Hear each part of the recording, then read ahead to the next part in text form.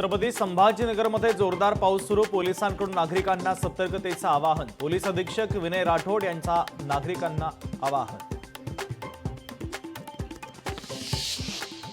नाशिकमध्ये पावसाचं थैमान। गोदावरी नदीच्या पातळीमध्ये वाढ। दुतोंड्या मारुती पूर्णपणे पाण्याखाली।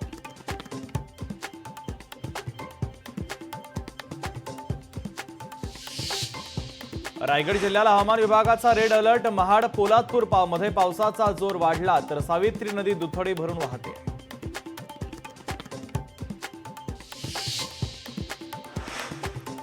बदलापूरमध्ये मुसळधार पाऊस। पावसाने बदलापूरच्या रेल्वे भुयारी मार्गामध्ये पाणी साचलं। जीव धोक्यात टाकून भुयारी मार्गातून प्रवास। धाराशिवच्या मांजरा नदीने धोक्याची पातळी ओलांडली। तेरणा नदीच्या पाण्यातही मोठी वाढ। सीना नदीपात्रात पावसामुळे पाण्याचा विसर्ग वाढवला। नदीकाठच्या गावांना सतर्कतेचा इशारा। कल्याणमधील शहाळ उड्डाणपूल तब्बल 18 दिवस राहणार बंद। दुरुस्ती आणि मजबूतीकरणाच्या कामासाठी निर्णय। पर्याय मार्गाचा वापर करा। वाहतूक पोलिसांच्या सूचना। परभणीत अतिवृष्टीनं पिकांचं नुकसान। आमदार राजेश बेटेकरांनी केली पाहणी। शेतकऱ्यांच्या बांधावर जात केली पाहणी।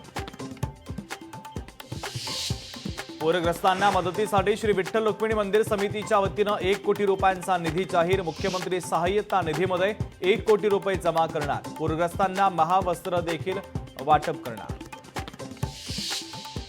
पंढरपूरच्या सांगोल्यामध्ये माण नदीला पूर आल्यानं सांगोला कडलास वाहतूक ठप्प। सांगोला ते महूद, सांगोला ते मेडसिंगी मार्गही ठप्प।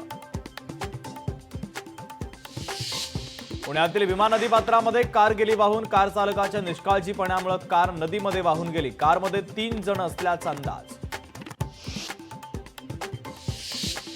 जळगावच्या माजी महापौर ललित कोल्हे यांच्या फार्म हाऊसवर छापा। पोलिसांच्या छापेमारीत बनावट कॉल सेंटर उद्ध्वस्त। ललित कोल्हेंसह 8 जणांना पोलिसांनी घेतलं ताब्यात।